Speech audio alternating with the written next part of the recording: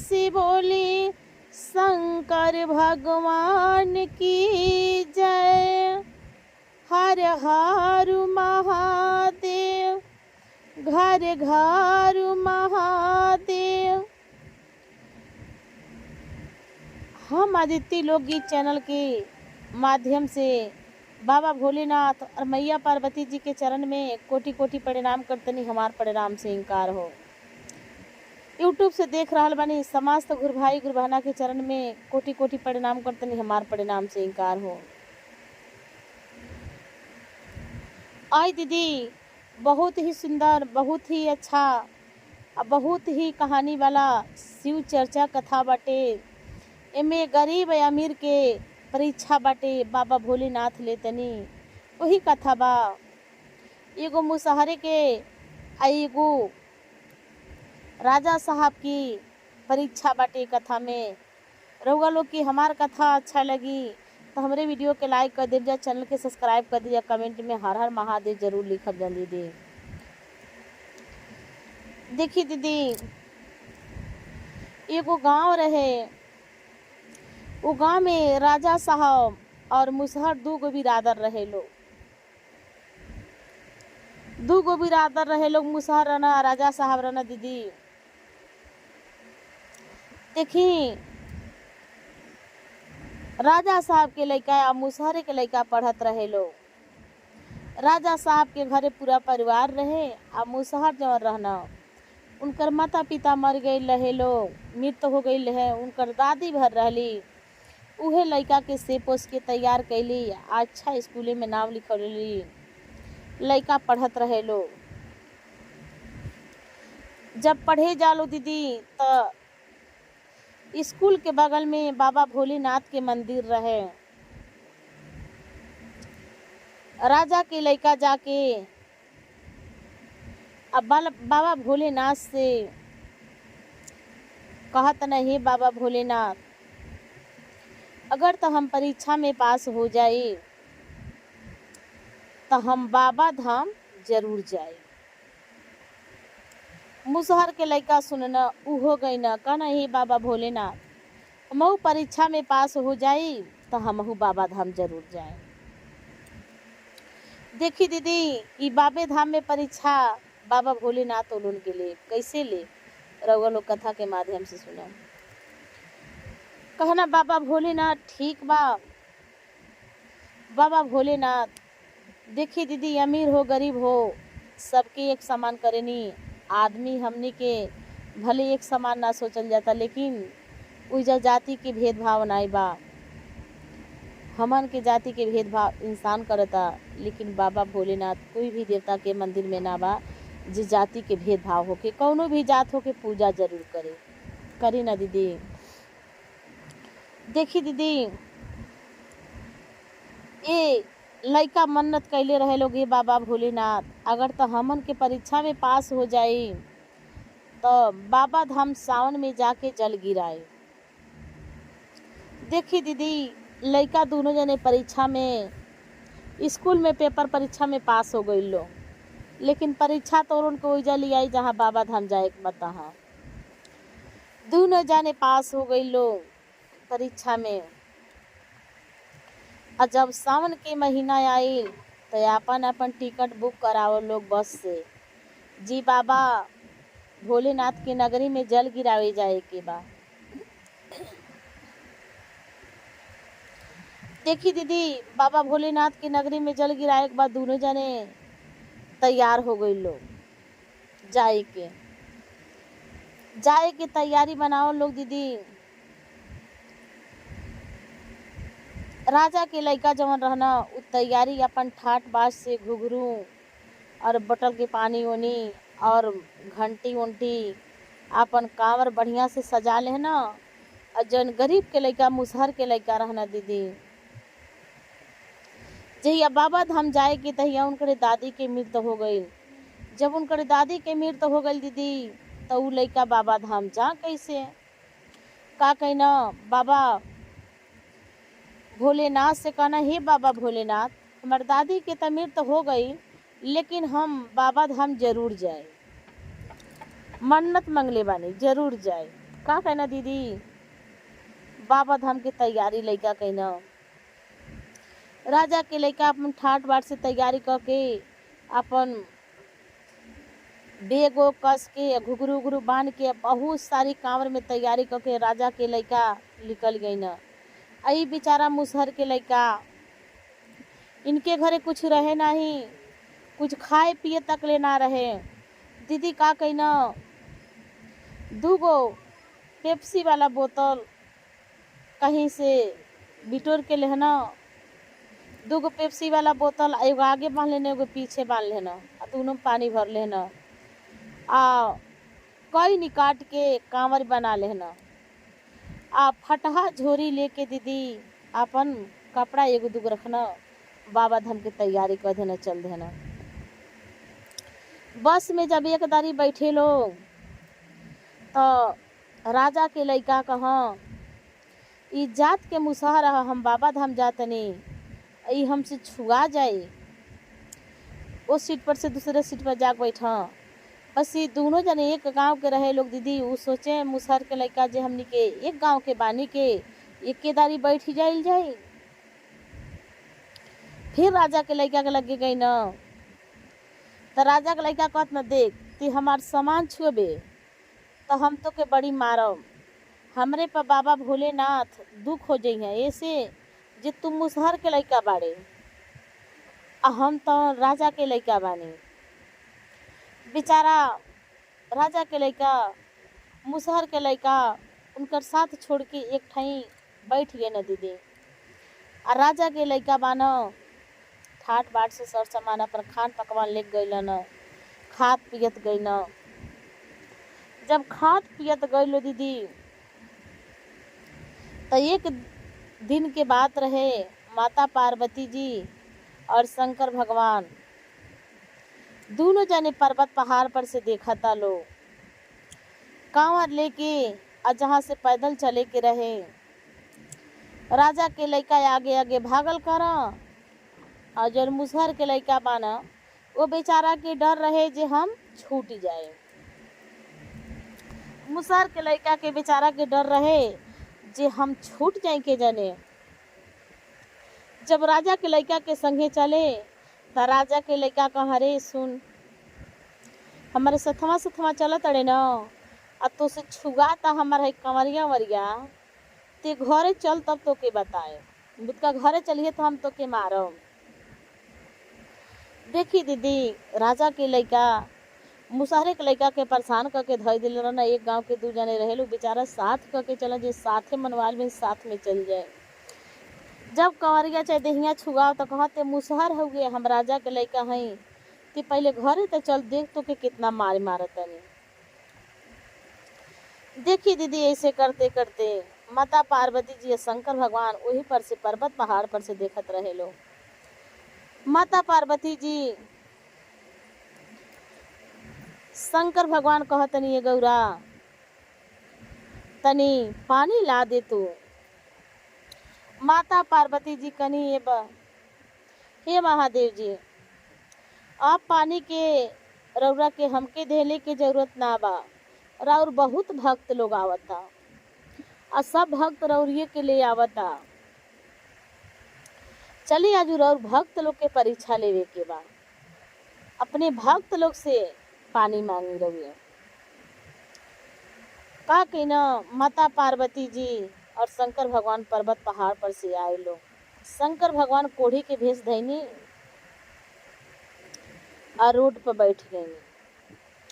माता पार्वती जी भिखमंगनी के भेष ध के फटही लुगड़ी पहिर के रोड पर बैठ गई। देखी दीदी, राजा के लइका आगे आगे भागत रहना और मुसहर के लइका पीछे पीछे छूटत रहना। कहली माता पार्वती जी, ये स्वामी जी, अब रउरे अपने भक्त लोग से पानी मांगी। शंकर भगवान कहना, रे काहे घबरा तड़ू, मांगा पानी मिली काहे नहीं, सब भक्त हमरे हलो। राजा के लइका से कहली, ये बाबू, ये बेटा, सुना सुना। तो राजा के लइका जब कोढ़ी आ भिखारी देखना तो उनकर अंदर खूब गुस्सा में गुस्सा में तंग हो गई न। जी भाई, हम रास्ता ध के जा तनी बाबा भोले पर जल चढ़ाए, आई भिखा कोढ़ी या भिखारी कहाँ से बोल देना सो हमसे। का कही न रुकन। कहली गौरा माता, ए बेटा, हमार स्वामी जी बड़ा पियासल बने, तनी एक पनिया दे देती तो दे देता बेटा, तो अपने स्वामी जी के हम पिया देते। कहत न राजा के लइका जे हाँ, हम जा तनी बाबा पर जल गिरावे, बाबा पर जल गिरावे जे तनी तू पियासन बैठल बड़ा लोग आके तो हम तो के पानी दे। हम बाबा पर जल गिरावे आइल बनी, परीक्षा में पास भइल बनी, हाँ स्कूल में पास होके हम आइल बनी, अब बाबा पर जल गिरावे जतनी, हम तोरा के पानी उनी ना दे। कहली माता पार्वती जी शंकर भगवान के, ये महादेव जी, ई राउर भक्त है लो, जिरौरे के पानी नहीं मिलता। महादेव जी कहनी, ये गौरा काहे घबरा जालू, आवे तो। देखी दीदी, पीछे पीछे मुसहर के लइका फटाहा झोरी ले ले बाना, आ कई निकाट के आ डिब्बा में पानी 2 बोतल में लेके आ झुलौले बना, कांवर बनौले बना, चलता ना। बेचारा के पास कांवर किने के पैसा भी ना रहे। देखी दीदी, माता पार्वती जी आ बाबा भोलेनाथ कह लोगे बेटा तनी पानी पिया देता, ये बेटा तनी पानी पिया देता। गरीब के लइका बेचारा रुक गई। कहलस, हाँ माता जी, ए माता जी, पानी तो ले ले बानी बाबा भोलेनाथ पर चढ़ावे के, लेकिन गरीब आदमी या चाहे केहू न पिए तो बाबा भोलेनाथ पानी के पियासल नहीं छे। जेके ना होखे ओके दिहल जाला, जेके बा ओके ना दिहल जाला। बाबा भोलेनाथ के ना चढ़ी तबो कोनो बात नहीं बा, लेकिन हे माता जी रौरे पी ली और पिताजी के प्या दी। देखी दीदी, लेकिन बाबा भोलेनाथ से कहना मुसहर के लइका, जी माता हमरे घरे कुछ रहल ना ह, बस बोतल में पानी लेहले बानी, अब उहे बोतल में पानी भर के देखी कांवर में बनले बानी, कहीं तो हम दे तनी उहे पानी, बस दूसर पानी हमरे लगना बा और न कुछ ऊपर खाए वाला बा। माता पार्वती जी या बाबा भोलेनाथ प्रसन्न हो गई लो। कहा लोग बेटा जवन बात तवने द। देखी दीदी, बेचारा जवन रहे तवने बोतल के पानी दे देना। जब बोतल के पानी दे देना, माता पार्वती जी या बाबा भोलेनाथ बोतल के पानी पियल लो। कहली माता पार्वती जी, हे महादेव जी, गरीब के अमीर के सब रौरिये बना के भेजले बानी, लेकिन रौरे ई देखी जे केकरे पास कैसन दिल बा, के कितना कमी बा। ई बेचारा मुसहर के लइका, एकर दादी घर में मर गईल बाड़ी, तब्बो रौरा के जल ढारे आइल बा। हाई अमीरे के लइका घमंड को के इतना पानी ना देता। बाबा भोलेनाथ बेचारा की भक्ति में प्रसन्न हो गई। नहीं बस पानी देले कारण दीदी दिल भी बहुत अच्छा रहे। देखी पानी पिया देना, फिर साथे साथे राजा के लइका के संग संग चले लगना। राजा के लइका का करम, ये लइका के छोड़ के अपने आगे आगे भागा। राजा के लइका जी हमार साथे न आ पाए। देखी दीदी, राजा के लइका आगे आगे भागा, जी हमार साथे न आ पाए, हमार देह न छुआए पाए। लेकिन तबो राजा के लइका बेचारा, ये मुसहर के लइका ये सोचे जी हमारे गांव के केहू बान आए, हम छोटी न साथे साथे। देखी दीदी, राजा के लइका कहा जे चल तो के एजा ना मारब, घरे मारब, यहाँ ना मारब। जब हम आगे बढ़तनी बस्ती आके हमार कांवर छू दे तड़े, हमार देह छू दे तड़े। बाबा भोलेनाथ तो हमसे छुआ जेबे तब बाबा भोलेनाथ हमारे पर खुश ना हुई हैं। राजा के लड़का का कलश मुसहरे के लड़का के कहता ना जे आगे भाग जो हमारे साथे न जी है। देखी दीदी मुसहरे के लड़का आगे जाके बाबा भोलेनाथ के मंदिर में जाके जल गिरौना, बाबा भोलेनाथ के जल गिरा देना मुसहरे के लड़का।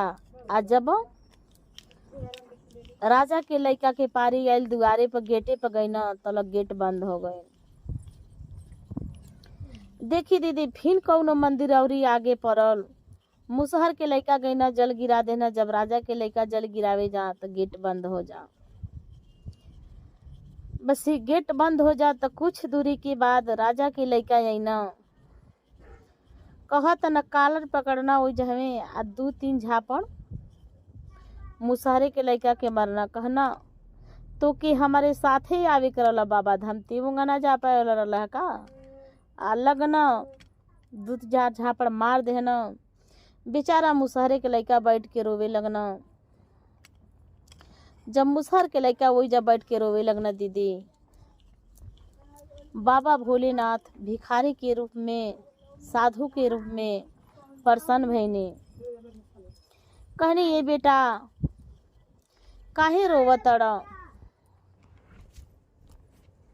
लड़का कहत न मुसहरे के बाबा हमार कहानी बड़ा दूर बा, बहुत दूर बाटे, बहुत लंबा कहानी बा। हम मुसहरे के लड़का हई या राजा के लड़का के संगे हम आइल रहनी हई बाबा धाम। जब उनकर देह छुआता चाहे कांवर छुआता कुछ भी छुआता तो हमके कहत न घरे मारब, अहे मार देना हम। बेचारा कहना बाबा ठीक बा बेटा अपन परेशानी बतावा। कहना ये बाबा मन्नत मांगले रहनी है जे हम परीक्षा में पास हो जाए तो बाबा धाम जाए। अजहिया बाबा धाम हमके आवे के रहे, हमारे घरे दादी रहली है मर गईल बाड़ी, अब जाए तो उनके कुछ तैयारी करब हम। बाबा कहना ये बेटा शंकर भगवान तू परीक्षा में पास बाड़ा, अहो परीक्षा में पास वाला। कहना बाबा कैसे परीक्षा में पास बानी, न हमार माता बाड़ी, न हमार पिता बाना, न हमार भाई बाना, न हमार बहन बाड़ी, एगो दादी रहली वो मर गईनी। बाबा कहना ये बेटा ताके जवन मांगे खो होई तवन मांगा हम दे। कहना काम मांगी सब केहू मर गईल बा, एगो दादी रहली है वो हमार मर गईली, अब हमके केहू देखभाल करे वाला नहीं छे, हमारे पीछे केहू बा ना है। बाबा कहना शंकर भगवान ये बेटा हम तो के वरदान देतने घरे जइबा तार परीक्षा में आ तार बात व्यवहार से हम प्रसन्न बानी, तहरे पूजा पाठ से घरे जइबा न तहार सब केहू मिली, घर दुआर महल अटारी सब बन जाए। कहना ये बाबा हमार तो घरे ना बा, मड़ई के घर बा, दादी मरल बाली वही में पड़ल बाड़ी, अब जाए तब उनकर सती गति लगाए। कहना बेटा जा तू घरे तहार देखिया कोठा या मारी महल, भाई बहन माई पिता माता पिता सब के हो गल, दादी उनकर जी गई दीदी। देखिए भगवान के परीक्षा ऐसन जे उनकर माता पिता भाई बहन उनकर दादी भी जी गईली। आ राजा के लड़का जमर रहना उनकर घर झोपड़ी हो गई, अनाथ हो गई ना। देखी दीदी धन से मन ही बढ़ल हवा। देखिए दीदी हमार कथा अच्छा लगी रहुआ लोग के तो वीडियो के लाइक कर दीजिए, चैनल के सब्सक्राइब कर, कमेंट हर हर महादेव जरूर लिखत जाए।